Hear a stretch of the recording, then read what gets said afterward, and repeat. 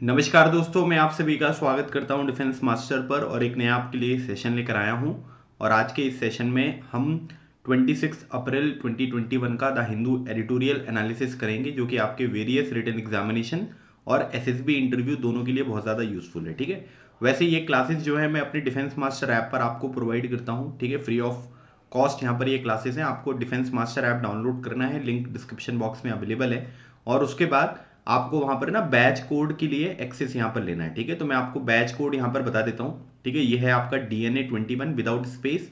आप इसको लिखकर रिक्वेस्ट भेज दीजिएगा, मेरे पास रिक्वेस्ट आ जाएगी, मैं अप्रूव कर दूंगा।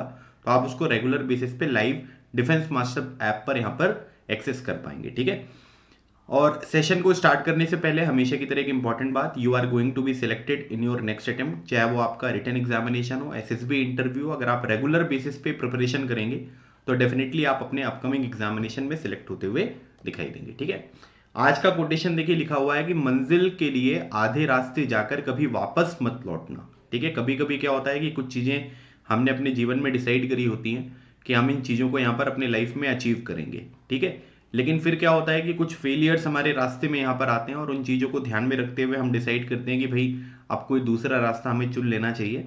अब ये चीज़ जो है वो हमारे लिए बनी ही नहीं है। ठीक है, लेकिन अगर हम उसको इस तरीके से समझें कि जितना आप वापस आने में टाइम लगाओगे उतना ही अगर आप आगे और बढ़ जाओगे, तो हो सकता है whatever you have decided to achieve वो चीज़ आपको यहाँ पर मिल जाए।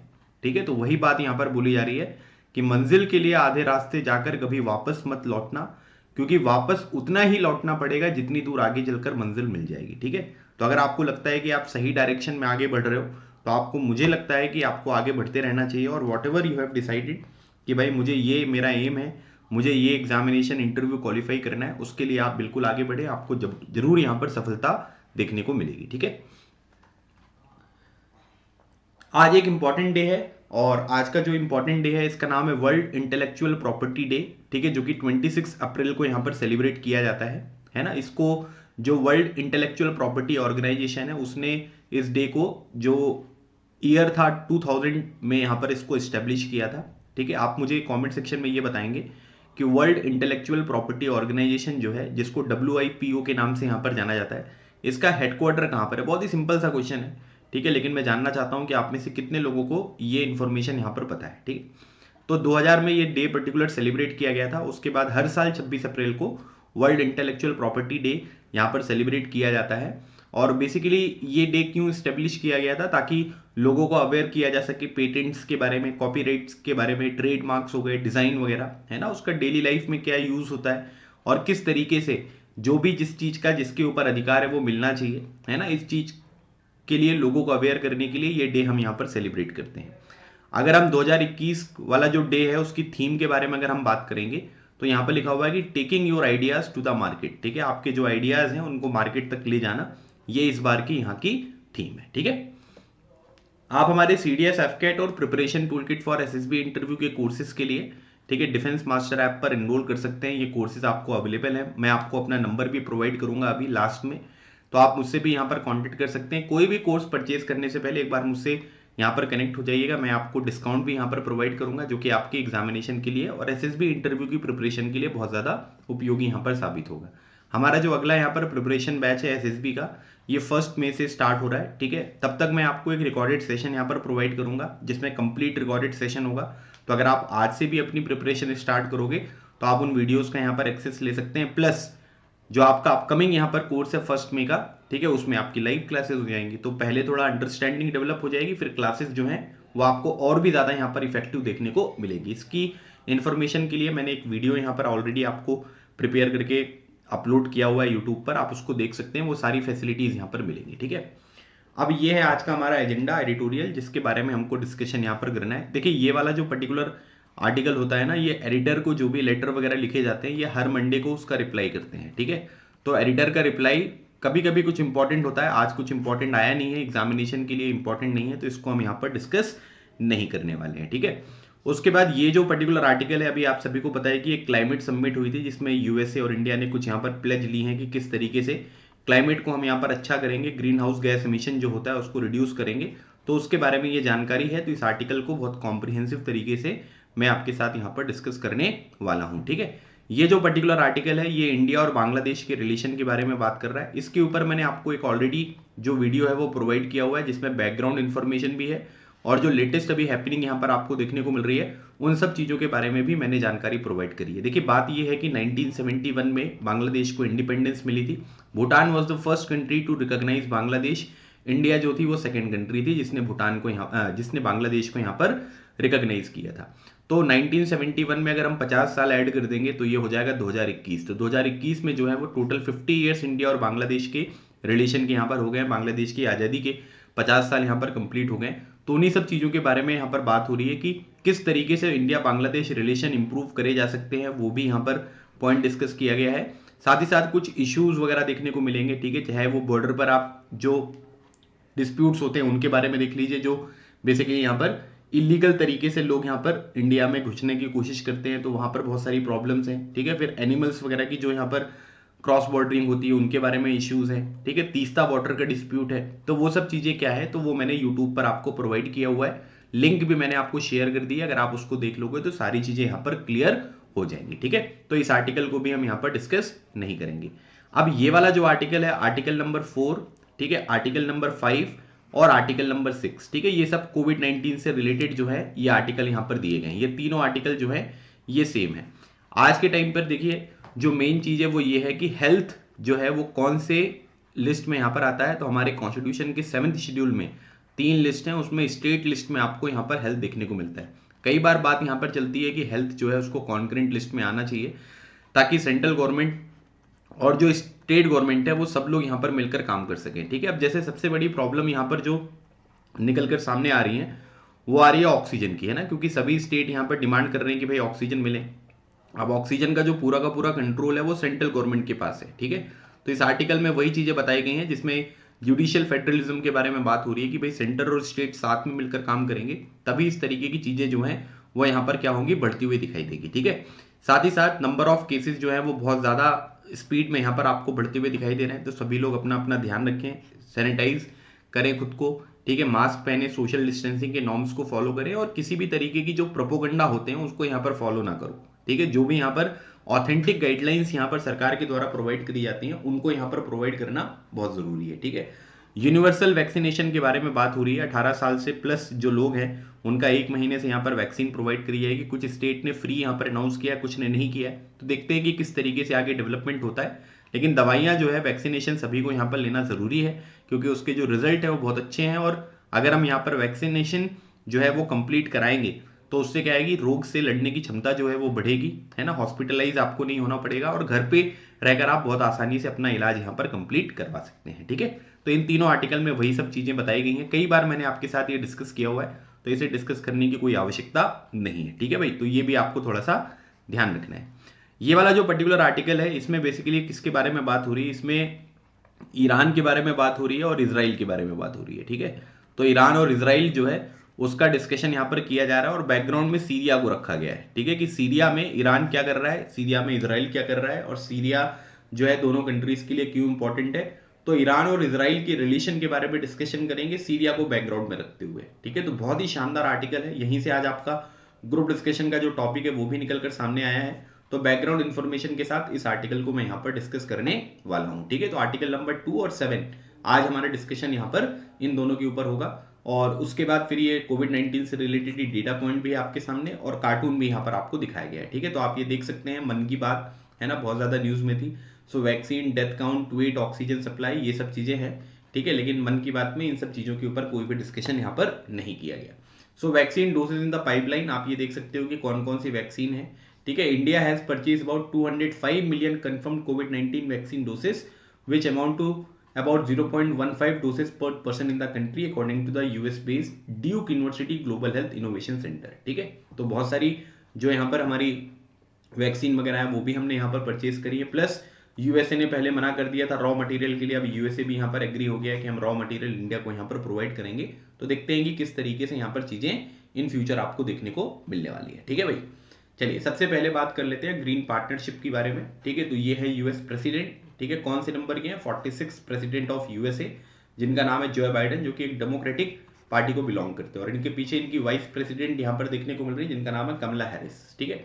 तो अभी यहाँ पर क्या हुआ, US India climate pact has the potential to aid sustainable post pandemic development. ठीक है, मतलब यहाँ पर क्या है कि यूएस और इंडिया के बीच में जो ये क्लाइमेट पैक्ट यहाँ पर आपको देखने को मिल रहा है, ठीक है, इससे क्या होगा कि पैंडेमिक के बाद एक सस्टेनेबल जो यहाँ पर डेवलपमेंट होना चाहिए वो चीजें आपको यहाँ पर देखने को मिलेंगी, ये बात यहाँ पर बताई जा रही है। ठीक है, तो एक्चुअली हुआ क्या है, देखिए इस पर्टिकुलर जो मीटिंग यहाँ पर हुई थी इसमें बोला गया है कि US will cut emissions by 52% by 2030, मतलब 2030 तक जो भी यहाँ पर एमिशन हो रहा है उसका 52% जो यूएसए है वो यहाँ पर क्या करेगा, एमिशन को कट करेगा। Biden tell world leader that there is an extraordinary engine of job creation in the climate response. ठीक है, मतलब अगर हम क्लाइमेट के ऊपर अच्छी तरीके से यहाँ पर फोकस करेंगे, ठीक है, ग्रीन हाउस गैस का एमिशन यहाँ पर कम करेंगे, तो उससे यहाँ पर आप ये कह सकते हैं कि जॉब क्रिएशन जो है वो आपको थोड़ा ज्यादा होती हुई दिखाई देंगी। ठीक है, मोदी जी ने भी यहाँ पर अनाउंस किया है कि पार्टनरशिप करेंगे हम यूएस के साथ, और इंडिया ने जो है वो बहुत सारे बोल्ड स्टेप वगैरह भी यहाँ पर लिए हुए हैं,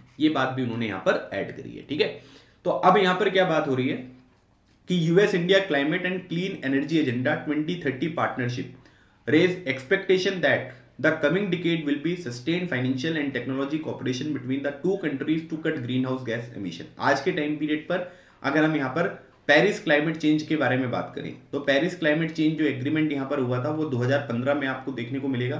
ठीक है, जिसको हम यहाँ पर क्या बोलते हैं, कॉन्फ्रेंस ऑफ पार्टीज 21। ठीक है, कॉप 21 में ये जो पर्टिकुलर चीज थी ये यहाँ पर फाइनल करी गई थी, जिसमें ये बोला गया था कि इंडस्ट्रियल लेवल पर हमको जो टेम्परेचर यहाँ पर राइज कर रहा है वो 1.5 डिग्री सेल्सियस से ज्यादा नहीं होना चाहिए, और इन फ्यूचर हमें ये इंश्योर करना है कि ये 2 डिग्री सेल्सियस से ज्यादा यहाँ पर टेम्परेचर ना बढ़े। मतलब जो टोटल यहाँ पर टेम्परेचर है उसको हमें यहाँ पर क्या करना है, इंडस्ट्रियल लेवल पर कम करना है। ठीक है, तो पहले हम यहाँ पर क्या है, हमने टारगेट किया है कि 1.5 डिग्री सेल्सियस तक हम यहाँ पर रखेंगे, और फिर उसके बाद 2 डिग्री सेल्सियस तक यहाँ पर ना बढ़े, इसके ऊपर हमको यहाँ पर टारगेट करना है। ठीक है, तो यूएस इंडिया में यहाँ पर ये बोला जा रहा है कि अब जो भी डेवलप्ड कंट्रीज हैं अगर वो टेक्नोलॉजी वाले पॉइंट ऑफ व्यू से और अगर फाइनेंस वाले पॉइंट ऑफ व्यू से यहाँ पर डेवलपिंग कंट्रीज की मदद नहीं करेंगी तो ये चीजें पॉसिबल नहीं हो पाएंगी, है ना। क्योंकि आपने तो क्या किया कि भाई जो रिवॉल्यूशन था, इंडस्ट्रियल रिवॉल्यूशन, उसके बाद आपकी कंट्री में खूब डेवलपमेंट हुआ और आप एक डेवलप्ड कंट्री हो गए। लेकिन दूसरे तरफ अगर हम इंडिया के बारे में बात करेंगे तो आज भी बहुत सारे लोग हैं जिनका डेवलपमेंट होना बचा है, पॉवर्टी बहुत ज्यादा देखने को मिल रही है।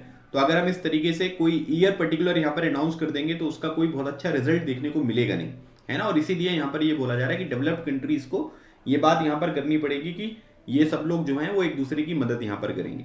At the Leaders Summit on Climate organized by the US President Joe Biden, the world attention was focused on countries responsible for the highest carbon emission। मतलब वो कंट्री के ऊपर ज्यादा ध्यान दिया गया जो सबसे ज्यादा यहाँ पर कार्बन एमिशन करते हैं। जैसे इंडिया के बारे में बात करेंगे तो इंडिया 3rd पोजीशन पर है, पहले नंबर पर यूएसए, दूसरे नंबर पर चाइना देखने को मिलेंगे। लेकिन अगर हम बात करेंगे पर कैपिटा एमिशन के बारे में तो इंडिया का वो बहुत कम है। इसका रीजन क्या है, क्योंकि इंडिया में पॉपुलेशन बहुत ज्यादा है। As prime minister Narendra Modi pointed out कि हमारे यहाँ पर जो CO2 एमिशन होता है पर कैपिटा वो 60% ऑफ द ग्लोबल एवरेज जो है उससे यहाँ पर आपको कम देखने को मिल रहा है ना। इसका रीजन क्या है, इसका रीजन ये है कि हमारे यहाँ पर जो चीजें हैं वो सबके लिए अवेलेबल नहीं है। मतलब 1.4 बिलियन अगर हम पॉपुलेशन यहाँ पर देखें तो इसमें क्या है कि सब लोगों को वो चीजें देखने को नहीं मिल रही है। हमारे यहाँ पर कुछ परसेंटेज लोग हैं जो अलग अलग तरीके की सुविधाएं यहाँ पर इंजॉय कर रहे हैं। ठीक है, अगर सब लोग करने लग जाएंगे तो फिर तो इंडिया बहुत आगे निकल जाएगा। इसी वजह से यहाँ पर कैपिटा एमिशन जो है वो इंडिया का कम देखने को मिल रहा है। There's a little confidence in a pandemic stagnant world, however, that future growth pathways will aligned away from the fossil fuels। ठीक है, अभी क्या होगा, किस तरीके से होगा, किस तरीके से इकोनॉमी यहाँ पर आगे बढ़ेगी, अब इसके बारे में कोई क्लैरिटी नहीं है। लेकिन सब लोग इस बारे में सोच रहे हैं कि भाई फॉसिल फ्यूल्स को यहाँ पर क्या करना है, एलिमिनेट करना है, ताकि हम जो ग्रीन टेक्नोलॉजी है उसका प्रयोग करके अपनी धरती माता को यहाँ पर बचा सके। इंटरनेशनल एनर्जी एजेंसी, याद रखिएगा इंटरनेशनल एनर्जी एजेंसी जो है इसका हेडक्वार्टर कहां पर है, इसका हेडक्वार्टर पेरिस में आपको देखने को मिलेगा। इंटरनेशनल एटॉमिक एनर्जी एजेंसी जो है उसका हेडक्वार्टर आपको वियना ऑस्ट्रिया में देखने को मिलेगा। कंफ्यूज मत होइएगा, ठीक है, ये दूसरी एजेंसी है जिसके बारे में यहां पर बात हो रही है। In fact expected dramatic rise in the emission as countries race to shake off the impact of the coronavirus as they did after the 2008 financial crisis. ठीक है, तो इंटरनेशनल एनर्जी एजेंसी यहाँ पर ये कह रही है कि भाई एमिशन जो अभी कंट्रीज यहाँ पर कर रही हैं इससे ज्यादा जो है एमिशन यहाँ पर देखने को मिलेगा। और इसका रीजन यहाँ पर क्या है, क्योंकि अभी ये कोरोना पैंडेमिक की वजह से इकोनॉमिक एक्टिविटीज बहुत ज्यादा हैम्पर हो गई है, डेवलपमेंट बहुत ज्यादा हुआ नहीं है। तो उस चीज को कंपनसेट करने के लिए कंट्रीज जो है वो इस पर्टिकुलर फॉर्मूले को यहाँ पर अप्लाई करेंगी।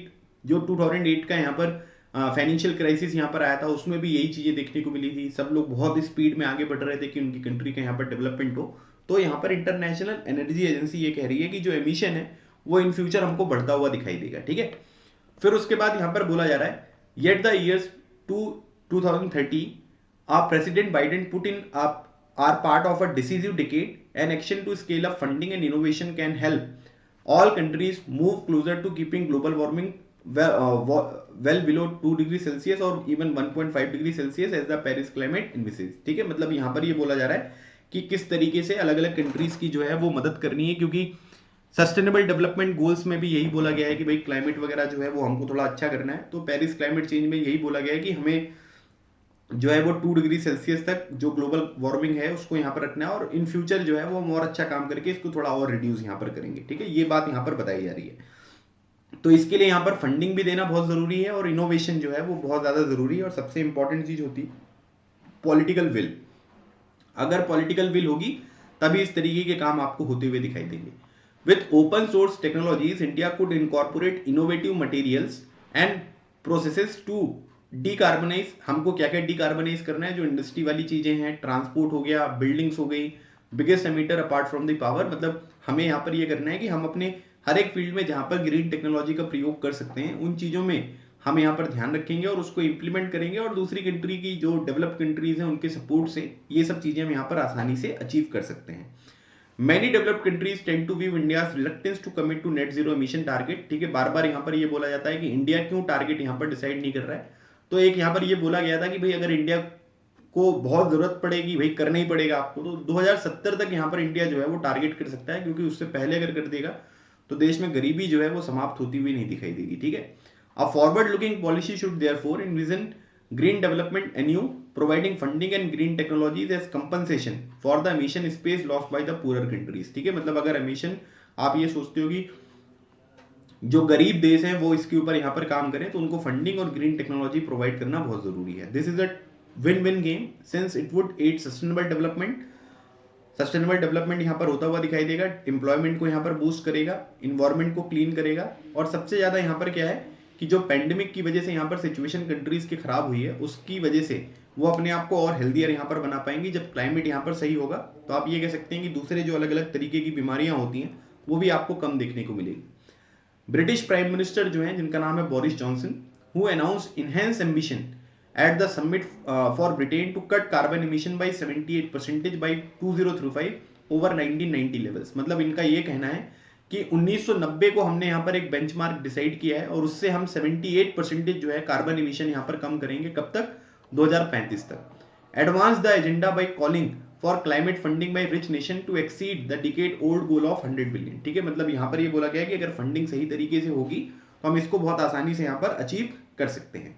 For the India US agreement yield result mister Biden would have to persuade industry and research institution, ठीक है। जो उनके यहाँ की अलग अलग तरीके की इंडस्ट्रीज हैं, रिसर्च इंस्टीट्यूशंस हैं, है ना, उनको ये बताना पड़ेगा, उनको कन्विंस करना पड़ेगा कि आप अपनी नॉलेज को शेयर करिए और साथ ही साथ जो टेक्नोलॉजी है उसको ट्रांसफर करिए, ठीक है, ताकि यहाँ पर जो दूसरी कंट्रीज हैं वो भी इसका प्रयोग अच्छी तरीके से कर सकें। अगर Trump year end announcing enhance ambition cuts in the emission by 50 to 52% by 2030 over 2005 level, तो उन्होंने यहाँ पर क्या किया है कि भाई पहले जो था वो यहाँ पर ये था, ठीक है, 50% यहाँ पर ट्रम्प साहब ने किया था और इसको 52% जो है वो अभी 2005 के लेवल पर जो है वो बाइडेन साहब ने यहाँ पर कर दिया, जिसके बारे में ये इन्फॉर्मेशन मैंने आपको बताई हुई है, ठीक है। तो ये पहले 50% था, अभी इसको 52% कर दिया। लेकिन सबसे इंपॉर्टेंट बात ये है दोनों कंट्रीज के लिए कि with political will on both side the engagement with India can become a model. मतलब अगर दोनों तरीके की जो अथॉरिटीज है, चाहे वो यूएस के बारे में बात करें चाहे इंडिया के बारे में बात करें, अगर वो मिलजुल कर यहाँ पर काम करेंगे, टेक्नोलॉजी ट्रांसफर फंडिंग वगैरह यहाँ पर प्रोवाइड होगी, तो डेफिनेटली ये दोनों कंट्रीज इस पर्टिकुलर फील्ड में बहुत अच्छी तरीके से काम कर सकती हैं, ठीक है।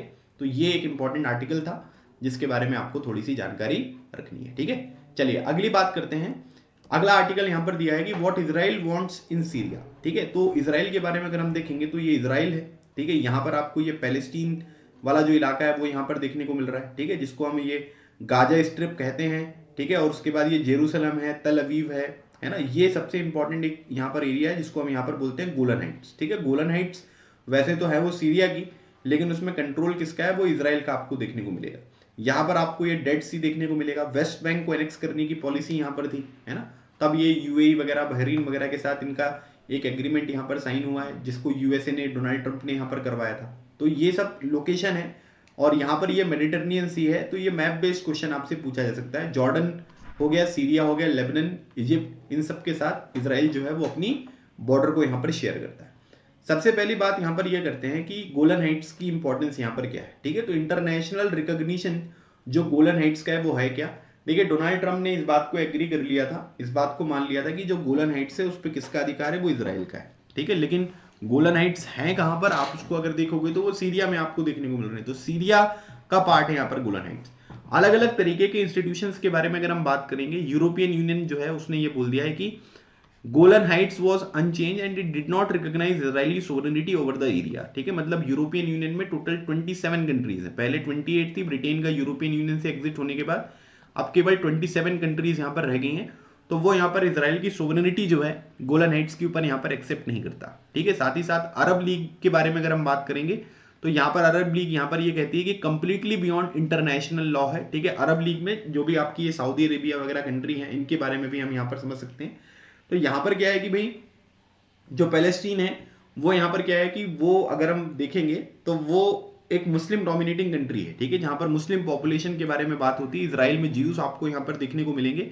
तो अब जो सबसे इंपॉर्टेंट चीज यहाँ पर है ये है कि अब इजराइल ने यहाँ पर गोलन हाइट्स को एनेक्स किया है तो अरब लीग इसको एक्सेप्ट नहीं करती है। इजिप्ट के बारे में बात करेंगे, जिन्होंने यहाँ पर एक पीस एग्रीमेंट इजराइल के साथ 1979 में यहाँ पर साइन किया था, वो भी यहाँ पर ये बोलते हैं कि गोलन जो है एज ऑक्यूपाइड सीरियन टेरिटरी जो है वो इसको यहाँ पर कंसीडर करते हैं। ठीक है, मतलब इजिप्ट के रिलेशन जो है वो इजराइल के साथ बढ़िया है, लेकिन अभी भी अगर आप देखोगे तो गोलन जो है वो सीरिया का यहाँ पर ये पार्ट मानते हैं। इंडिया भी जो है वो रिकॉग्नाइज नहीं करता है गोलन हाइट्स को as Israeli territory and has called for the return of the Golan height to Syria. और इंडिया यहाँ पर ये कहता है कि गोलन हाइट जो है वो सीरिया को यहाँ पर पहुंचा देना चाहिए, वापस कर देना चाहिए। ठीक है, तो ये अलग अलग कंट्रीज के यहाँ पर मैंने आपको पॉइंट ऑफ व्यू बताया कि कौन सी कंट्री किसे मानती है किसे नहीं मानती है। तो इसके बारे में थोड़ा सा आपको यहाँ पर ध्यान रखना है। ठीक है, अब अगली बात यहां पर देखेंगे तो ये जो गोलन हाइट्स है इसकी इंपॉर्टेंस क्या है, मतलब ये जो इजराइल है ये गोलन हाइट्स को क्यों वापस नहीं कर रहा है। देखिए, गोलन हाइट्स के बारे में अगर हम बात करेंगे तो ये इजराइल को एक एक्सीलेंट पॉइंट देता है ताकि जो सीरियन मूवमेंट है उसको यहाँ पर क्या कर सके, उसको यहाँ पर थोड़ा सा उसके ऊपर नजर रख सके। ठीक है, आप ये देख सकते हैं गोलन हाइट्स यहाँ पर है, तो सीरिया के ऊपर नजर रखने के लिए एक बहुत अच्छा पॉइंट है जो इजराइल को यहाँ पर मिल गया है। साथ ही साथ ये एक नेचुरल बफर भी यहाँ पर बनाता है। जो भी एडवेंचर होंगे सीरिया को, कल को मान लीजिए कि कोई अटैक वगैरह यहाँ पर होने वाला है, ठीक है, तो वो अटैक वगैरह के लिए एक बफर रहेगा, है ना। मतलब आप ये समझ सकते हैं ना कि ये पूरी की पूरी सिचुएशन जो है वो बफर हो गया है ना। मतलब यहाँ पर क्या है कि ये इनकी टेरिटरी है, ठीक है, तो इनके लोग यहाँ पर देखने को मिल रहे हैं, तो वो बफर हो जाएगा। तो इससे क्या होगा कि इजराइल को मदद मिलेगी कि इसके पूरे के पूरे जो भी अटैक वगैरह है उनको आसानी से टैकल कर सके। ठीक है, उसके बाद यहाँ पर क्या है कि बहुत ज्यादा जो एरिड रीजन है उसमें से वाटर वगैरह की जो चीजें होती हैं वो आपको कहां से फुलफिल होती हुई दिखाई देंगी, गोलन हाइट से यहाँ पर फुलफिल होती है। ठीक है, तो नदियां वगैरह हैं तो उससे यहाँ पर वाटर मिलता है। और आप यहाँ पर ये कह सकते हैं कि rain water from the Golan catchment feeds into the Jordan river. तो जॉर्डन रिवर जो है वहां पर क्या होता है कि पानी जो है वो गोलन हाइट के कैचमेंट एरिया से देखने को मिलेगा और इससे इजराइल की 1/3 जो वाटर सप्लाई है वो यहाँ पर फुलफिल होती हुई दिखाई देगी। ठीक है, the land is fertile and the volcanic soil is used to cultivate vineyards and orchard and raise cattle. ठीक है, तो मतलब आप ये कह सकते हैं कि लैंड जब फर्टाइल होगा तो यहाँ पर जो वाइन यार्ड्स वगैरह हैं, ऑर्चर्ड्स वगैरह हैं, उनको कल्टिवेट करने में इजराइल को मदद मिलती है। और आप ये भी कह सकते हैं कि Golan is also home to Israel's only ski resort. तो एक ही जो यहाँ पर इनका स्काई रिसोर्ट है वो भी आपको गोलन हाइट्स में ही देखने को मिलेगा। तो ये सारे के सारे जो है एडवांटेज जो है वो गोलन हाइट्स से किसको मिल रहे हैं, इजराइल को मिल रहे हैं। और इजराइल इसीलिए यहाँ पर क्या कर रहा है कि वो बहुत ज्यादा रिलेक्टेंस यहाँ पर दिखा रहा है कि हम इजराइल को जो सीरिया है उसको गोलन हाइट्स यहाँ पर वापस नहीं करेंगे। ठीक है, तो इतनी थोड़ी सी बेसिक इंफॉर्मेशन आपको होनी चाहिए, तब आपको जो आर्टिकल है वो अच्छी तरीके से समझ में आएगा। ठीक है, अब यहाँ पर अगर हम देखेंगे तो सीरिया जो है इसकी कैपिटल जो है ये दमिश्कस है। बशर अल असद, ठीक है, इनके प्रेसिडेंट कौन है, इनके अगर हम प्रेसिडेंट देखेंगे तो इनका नाम है बशर अल असद। और इनको यहाँ पर क्या हुआ कि जो अरब स्प्रिंग आई थी, ठीक है, अरब स्प्रिंग के बारे में अगर हम बात करेंगे तो सबसे पहले कहां पर आई थी, सबसे पहले आई थी ट्यूनीशिया में, जिसमें जो भी डिक्टेटर वगैरह थे उनको हटाया गया, लेकिन बशर अल असद को नहीं हटा पाए क्योंकि वहां पर वो यूएसए रशिया वाला फैक्टर यहाँ पर आपको देखने को मिलेगा। तो आज के टाइम पीरियड पर अगर हम देखेंगे तो सीरिया में बशर अल असद की यहाँ पर गवर्नमेंट है और यूएस ने ऑलरेडी डिसाइड कर लिया है कि अब सीरिया से भी अपनी जो फोर्सेस है उनको यहाँ पर मूव आउट करेंगे। तो मतलब आप ये कह सकते हैं कि एक बहुत बड़ी हार जो है वो यूएसए को सीरिया में देखने को मिली है। ठीक है, अब इसके आसपास देखिए ये वाला जो पर्टिकुलर रीजन है, ये ब्लैक सी देखने को मिल रहा है, ये मेडिटरेनियन सी है, ये कैस्पियन सी है ना। उसके बाद ये आपका पर्शियन गल्फ हो गया, ठीक है। तो ये थोड़ा मैप बेस्ड जो लोकेशंस हैं वो आपको अच्छे तरीके से पता होना चाहिए, ठीक है। ये वाला जो पर्टिकुलर है रीजन, इसको हम रेड सी यहां पर कहते हैं, ठीक है। तो ये याद रखिएगा, मेडिटरेनियन सी हो गया और यहां पर ये रेड सी इस पर्टिकुलर लोकेशन में आपको देखने को मिल रहा है, ठीक है। अब यहां पर क्या हो रहा है कि it is determined to contain Iran growing influence in the region, ठीक है। मतलब सीरिया में क्या है कि जो ईरान है, ठीक है, उसका इन्फ्लुएंस आपको देखने को मिलेगा। इसका रीजन यहां पर क्या है, क्योंकि देखिए ईरान के बीच में और इजराइल के बीच में है ना एकदम टसल चलती रहती है।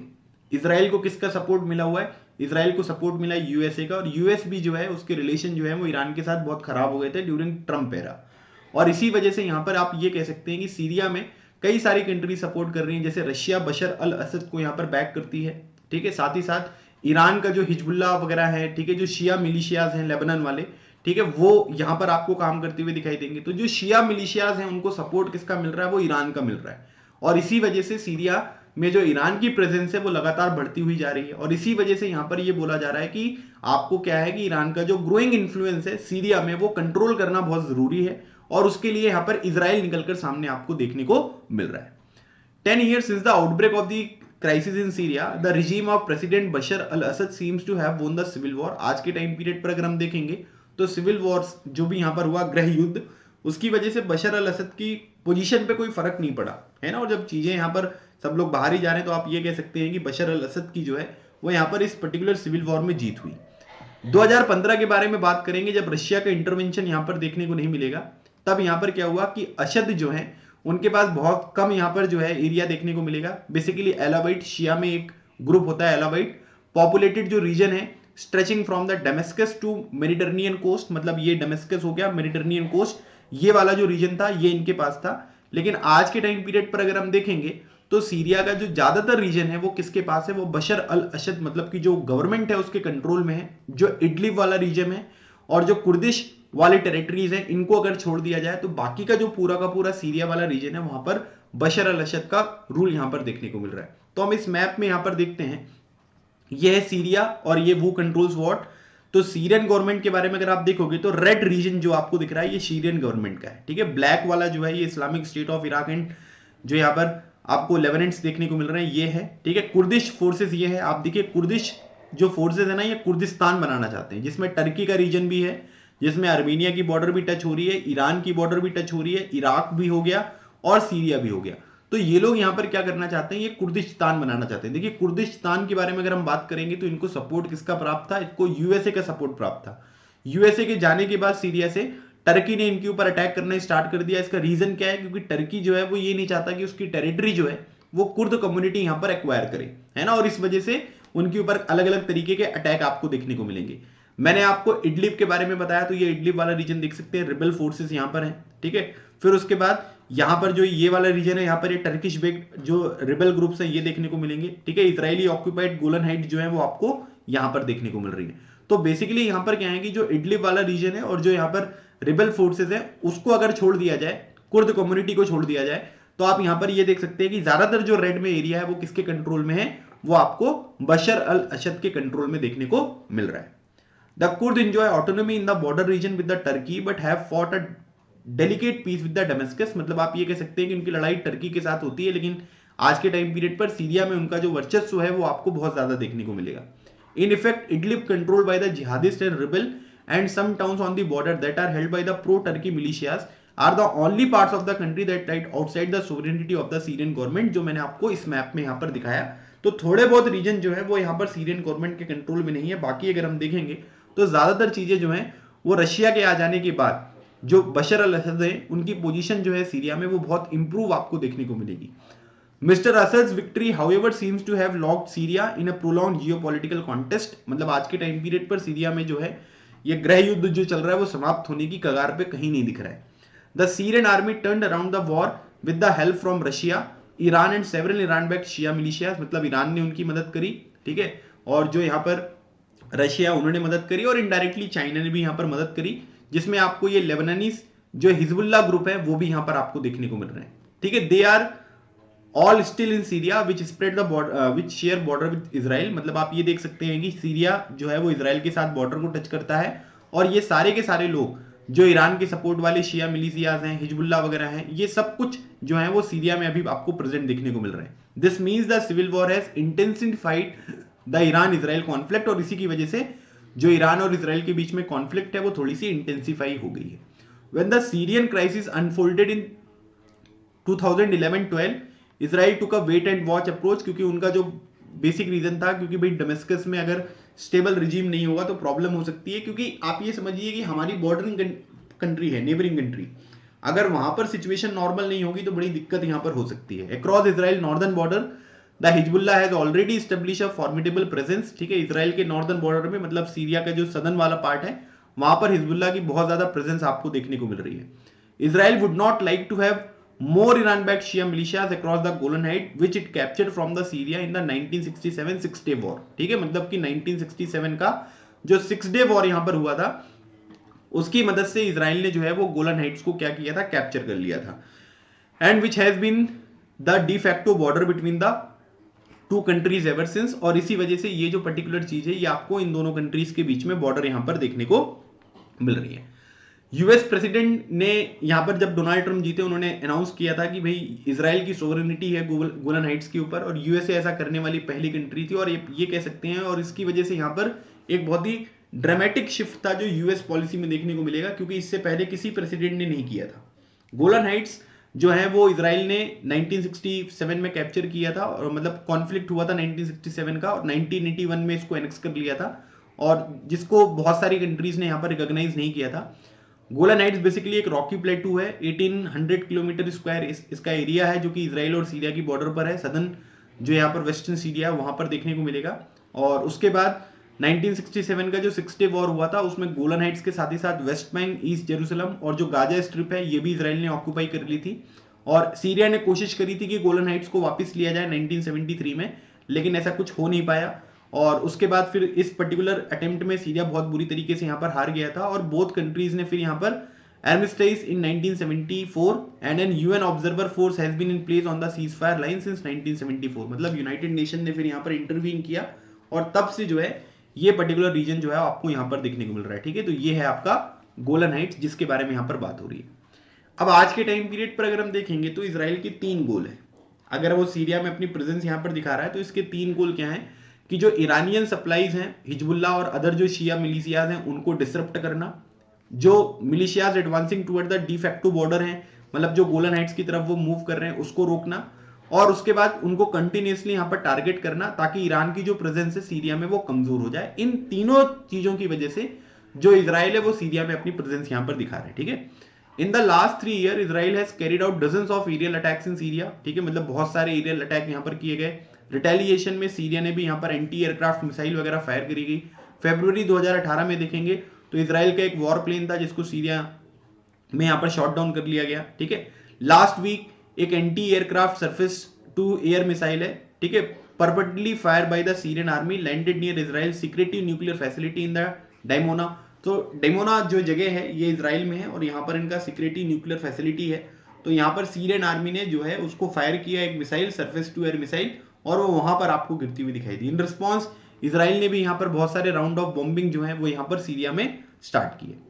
For the Syrian government support from Iran was a lifeline, क्योंकि इसी की वजह से बशर अल असद जो है उसकी सरकार यहां पर बच पाई। ठीक है, while Russia provide air power in the civil war, Iran ने जो है वो ग्राउंड ट्रूप्स यहां पर सीरिया में प्रोवाइड किए। तो mister Assad did nothing to prevent the prevailing Iranian influence in this country despite Israeli attack. मतलब इजराइल बार बार सीरिया के ऊपर अटैक कर रहा था, लेकिन अगर ईरान का सपोर्ट नहीं होता सीरिया में तो बशर अल असद जी की सरकार यहां पर गिर जाती और कंट्रोल किसी और के हाथ में चला जाता। तो वो कुछ कर नहीं पाए। मतलब इजराइल उनके ऊपर अटैक कर रहा था लेकिन कुछ कर नहीं सकते थे वो, है ना, क्योंकि करते तो फिर उनकी सिचुएशन खराब हो जाती। And Iran response to Israeli attack has been only to depend its footprint. और जिस तरीके से यहाँ पर ईरान ने इजराइल का रिस्पॉन्स यहाँ पर दिया तो उसकी प्रेजेंस जो है वो सीरिया में लगातार बढ़ती गई। As a result Syria has emerge a new theatre in the Israel Iran geopolitical contest in West Asia which could outlive the Syrian civil war. ठीक है, मतलब आप ये कह सकते हैं कि आज के टाइम पीरियड पर इजराइल और ईरान का जो यहाँ पर एक विरोध है एक दूसरे के लिए जो करते हैं वो सीरिया में ज्यादा देखने को मिल रहा है। Already the conflict has spilled from Syria into the Mediterranean and red sea, ठीक है, ये मेडिटेरेनियन हो गया, रेड सी इसमें जिसके जो भी शिप वगैरह होते हैं, ठीक है, उनको ये क्या करते हैं, उनको ये एक दूसरे के शिप के ऊपर अटैक करते हैं, इस तरीके की सिचुएशन होती है। With Israel determined to contain Iran growing influence in the region at a time जब यूएस और जो अदर वेस्टर्न पावर है वो joint comprehensive plan of action जो है उसको रिवाइव करने की बात कर रहे हैं, ठीक है, और मोर पावरफुल इकोनॉमिकली उसको बनाने की बात कर रहे हैं। तो Israel Iran contact is set to intensify further. अब देखते हैं कि इन फ्यूचर यहाँ पर किस तरीके से काम यहाँ पर हो पाएगा, क्योंकि जब यहाँ पर joint comprehensive plan of action को यूएसए यहाँ से बाहर निकला था तो उसमें भी यहाँ पर ये कहा जा रहा था कि इसमें भी इजराइल जो है उसका यहाँ पर थोड़ा सा इन्फ्लुएंस है। इजराइल ने यहाँ पर डोनाल्ड ट्रम्प जी को बताया है कि ये लोग गलत तरीके से यूरेनियम का एनरिचमेंट कर रहे हैं, ठीक है, न्यूक्लियर वेपन बना रहे हैं। तो अब देखते हैं कि इन फ्यूचर यहाँ पर किस तरीके की सिचुएशन यहाँ पर क्रिएट होती है, ठीक है। तो ये पूरा का पूरा एक बहुत ही इंपॉर्टेंट मिडिल ईस्ट क्राइसिस है, ठीक है, जो कि एग्जामिनेशन में भी पूछा जा सकता है, और प्लस आपका जो एसएसबी इंटरव्यू होता है उसमें तो बहुत ही इंपॉर्टेंट क्वेश्चन होते ही, आपसे ये भी पूछा जा सकता है एग्जामिनेशन में, अलेप्पो, इडलिब, है ना, ये सब कहाँ पर है, ठीक है, पलमायरा वगैरह हो गया। तो ये सब जो जगह हैं ये पता होनी चाहिए कि ये सब सीरिया में लोकेटेड है, ठीक है। कुर्दिस्तान में कौन कौन सी कंट्री है और ये जो वाटर बॉडीज हैं ये कहाँ कहाँ पर लोकेटेड हैं, तो इनके बारे में भी जानकारी थोड़ी सी आपको रखनी है, ठीक है। तो ये 2 आर्टिकल थे जो आज हमें डिस्कस करने थे। आई होप गाइस आपको ये सेशन अच्छा लगा होगा। अगर आपने सेशन को यहाँ तक देखा है तो अपना फीडबैक जरूर देकर जाइएगा, और किसी भी सब्जेक्ट में इनरोल होना है तो आप मेरे इस कॉन्टैक्ट नंबर पर जो है मुझे मैसेज कर सकते हैं, ईमेल भी है, और इसकी पीडीएफ भी मैं अपने व्हाट्सएप ग्रुप में प्रोवाइड करता हूं, तो वहां से भी आप इसको एक्सेस कर सकते हैं।